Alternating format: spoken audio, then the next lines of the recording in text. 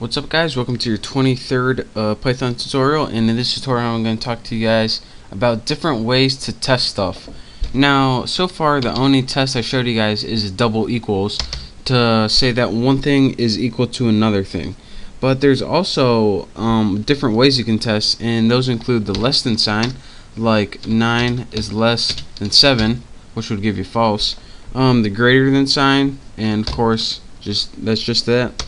You can also do the less than or equal sign, which is like 9 is less than, which is not, or equal to 9. It's not less than, but it is equal to, so it would be true.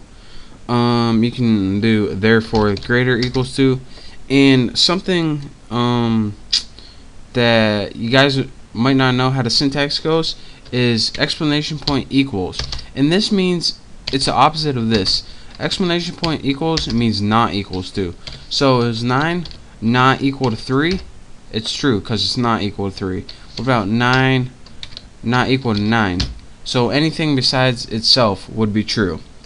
So those are some different tests besides equals equals that we're going to be using to test numbers, strings, and stuff like that.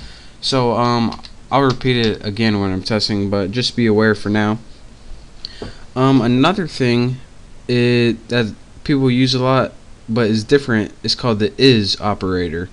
Now what the is operator is a lot like the double equal sign, but it's a little bit different.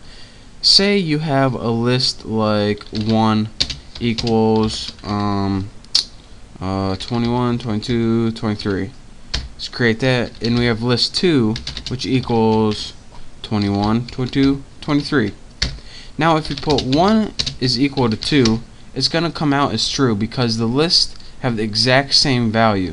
But if we have 1 is 2, it's going to be false, because the only way an is can be true is if it's the same object. So for example, you have 1 and equals, actually let's get some new variables, 3 and oops, that's a new one, equals 4 equals a list of like 3, 4, 5.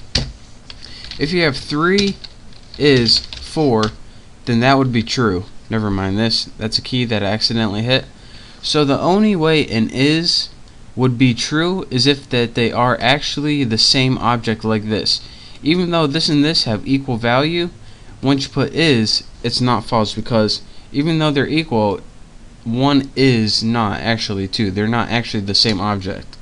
And on the subject of weird comparisons, there's also the in we talked about earlier.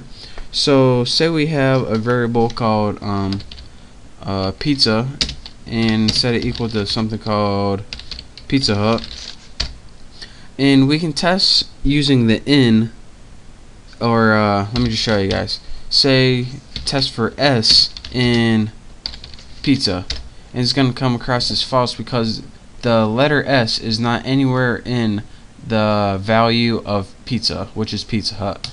But if we test it for something like P in pizza, come on keyboard, then it would be true because there is a P in Pizza Hut. So that is just what the in operator means, and that's just a different way where we can use to compare, and we can use it in if statements like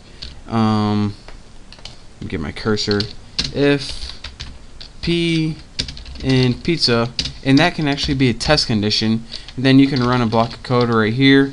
So that's how you use in and is in test conditions, such as like if statements and loops that we're going to be learning later on and stuff like that.